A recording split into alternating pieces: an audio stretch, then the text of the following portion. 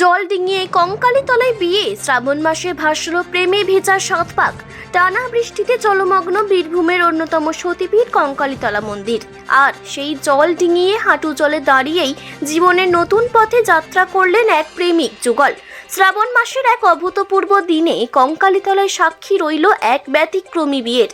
বীরভূম জেলার ইলামবাজারের বাসিন্দা প্রিয়তোষ রায় ও শ্রাবণী সরকার দীর্ঘদিনের প্রেমের সম্পর্কে আবদ্ধ। শ্রাবণ মাসে মহাদেবের পবিত্র আশীর্বাদ নিয়ে বিয়ে করার সিদ্ধান্ত নেন তারা। তাই বিয়ের স্থান হিসেবে বেছে নেন কঙ্কালীতলা সতীপীঠ মন্দিরকে। কিন্তু বিয়ের 3 বাঁধ সাথে প্রকৃতি। কোপাই নদীর জলস্তর বেড়ে কঙ্কালীতলা মন্দির চত্বর জলের নিচে চলে যায়। পুরো এলাকা হাঁটু জল, তবুও পিছপা হননি বর কনে। বর ধুতি গুটিয়ে আর কোণে শাড়ি সামলে জলে নেমে পড়েন 7 পাকে বাঁধা পড়তে।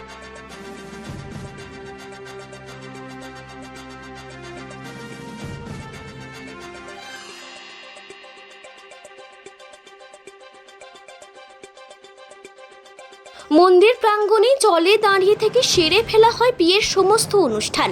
পবিত্র জল, শ্রাবণের আধ্যাত্মিক আবহ আর মহাদেবের আশীর্বাদে সম্পূর্ণ হয় তাদের শুভ বিবাহ। এই অভিনব বিয়ে প্রসঙ্গে নববধূ শ্রাবণী বলেন, এই মুহূর্তটা আমাদের সারা জীবনের স্মৃতি হয়ে থাকবে। জল আটকাতে পারেনি আমাদের ভালোবাসা। মহাদেবের আশীর্বাদে ভালোবাসা ও বিশ্বাস বাধা কিছুই নয়। এটাই যেন প্রমাণ করে দিল এই জল ডিঙিয়ে এই ব্যতিক্রমী ঘটনা ছুঁয়ে গেছে সকল দর্শকের হৃদয়। মনে থাকবে যে এইভাবেও বিয়ে করেছিলাম। আর আপনারা ইন্টারভিউ নিতে এসেছেন, সব থেকে বড় কথা। আপনার নাম? শ্রাবণী রয়।